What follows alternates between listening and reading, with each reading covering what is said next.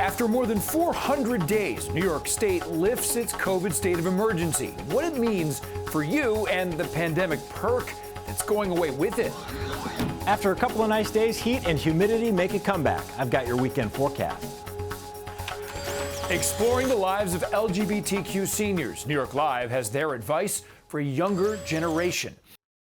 This is News 4 Now for June 24th. I'm Adam Cooperstein. A week after New York State eliminated virtually all COVID restrictions, here's another sign of the recovery. The governor has announced that New York's pandemic state of emergency is over. It's been in effect for 474 days. But now at midnight, the governor's executive powers to institute restrictions gone. What's also ending? The popular sale of to-go alcohol.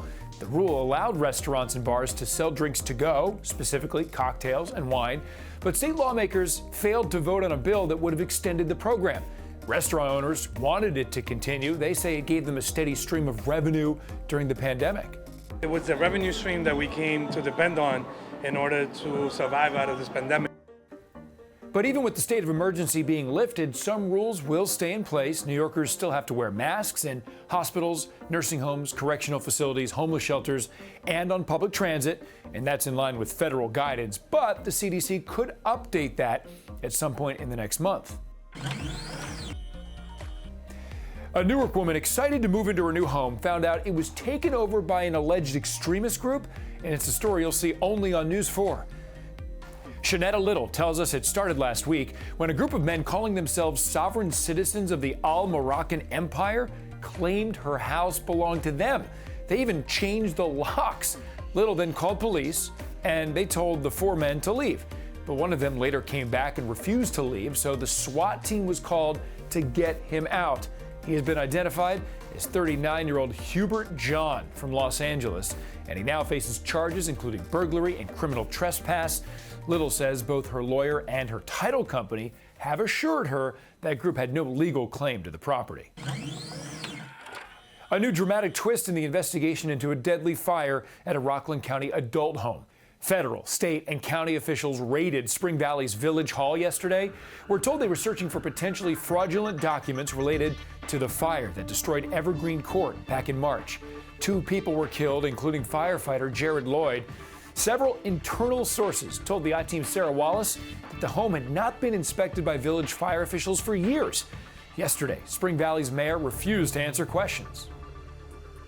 Do you know anything about those fraudulent documents? Well, what about you? You're the mayor, sir. You're in charge of the village. Do you know anything? Please get away from my car. I don't want to hit you. Thank you. We're stepping away. Good. That's a good thing to do. Sarah Wallace also discovered the scope of the investigation is now widening to include multiple properties. A scary moment in Upper Manhattan. That explosion in the middle of the street is actually fireworks in a bag of flour. And now there's been an arrest.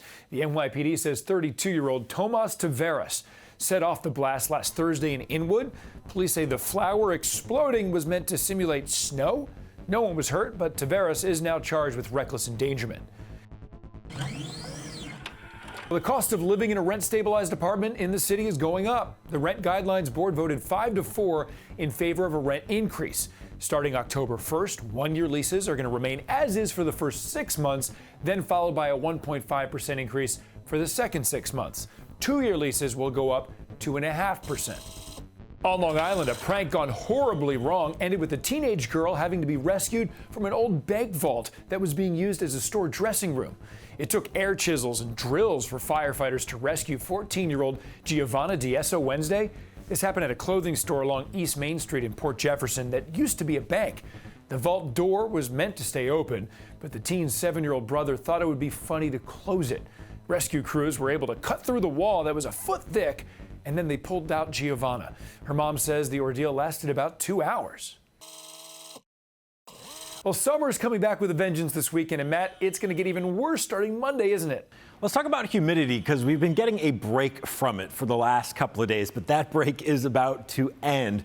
Not terribly muggy on Friday, but starting to get a little stickier by Friday evening, and then this weekend is where we begin to return to that unpleasant to miserable weather. Dew points pushing up near 70 degrees into the start of next week, which means we'll have a pretty muggy weekend here ahead of us. Fair amount of cloud cover on Saturday. I think we get more sunshine on Sunday. A stray shower or thunderstorm is possible on Saturday, but I wouldn't cancel plans over it. This maybe affects your plans. Look at how hot and humid it'll feel by Monday, feeling like 90 in the city. And then there's Tuesday. Something to prepare for with that serious heat and humidity, the likes of which we have not seen a whole lot of yet this season. They are pioneers for the gay rights movement. New York Live has a look at the Brooklyn exhibit exploring the stories of LGBTQ seniors. Today I'm getting an inside look at an art exhibit that explores the untold stories of 12 LGBTQ+ seniors and their advice for a younger generation. I came out at about the age of, wasn't until I was about 60. I was 40 years old when I came out. I actually knew that I was a lesbian from the age of 5, but at the age of 16, I decided no more girl clothes. So I guess you can say I really came out at 16. Not Another Second is an interactive art exhibit located here at the Watermark at Brooklyn Heights. It features interviews, videos, and portraits of the 12 LGBT+ seniors that have participated in this campaign. So for people who want to come and see the exhibit themselves, how exactly does it work? It is open 3 days a week. There are 2 showings on each day, Tuesdays, Thursdays, and Saturdays. You'll be asked to download an app, and from there they use the QR code to hold their phones up to the portraits, and then the interviews populate on your phone immediately. What about the seniors who participated when they have seen their portion of the exhibit? What was it like for them? Oh, it's just moving for them to see. Paul and Paulette are here regularly, and Lujaira, is here today. I was never in the closet, so I never had to come out. You knew, I knew, whoever knew, knew. What do you think people will take away from walking through this exhibit? A lot of history that we didn't know, because it's stuff I didn't know. Seeing people who actually really sacrificed a lot to be who they were. There are people 54 years, 46 years. When you sacrifice that much time of your life, sometimes it's very difficult to be who you really are.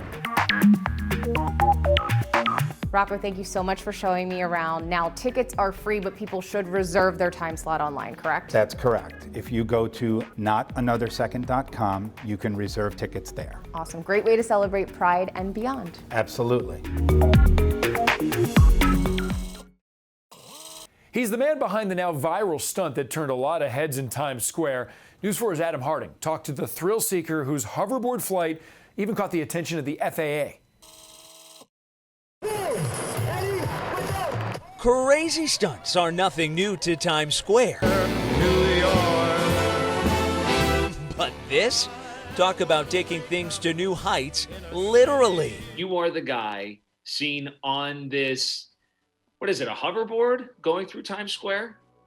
Yeah, I call it the Sky Surfer hoverboard aircraft. Hunter Kowald is the engineer behind the Hoverboard Flight. He says he designed and built the machine. He's been perfecting it for years. Over the years, I've been always interested in the art of flight. I've been trying to see if it would ever be possible or sustainable to be able to achieve flight in a small enough form factor to where it actually makes sense to be able to use it on kind of an everyday basis. The video has quickly gone viral. It has gotten millions of views. It's received a lot of attention. It is insane. It reminds me of Spider-Man, the Goblin, While he's no villain, airspace is heavily regulated in the city. The FAA tells us they'll look into the matter, with the NYPD adding they're aware of the video and are looking into it. Has the NYPD contacted you, or are you afraid that they might? I've been speaking with everybody that we need to be able to make sure it was done properly in advance, pushing it forward in the right way. So everything is taken care of for that. And could you tell us who you spoke to get that permission? No, so I can't associate anything like that. No, sorry. The 28-year-old is now making headlines, and it is not hard to see why. What if you saw that? What would you think if you saw that flying over your head?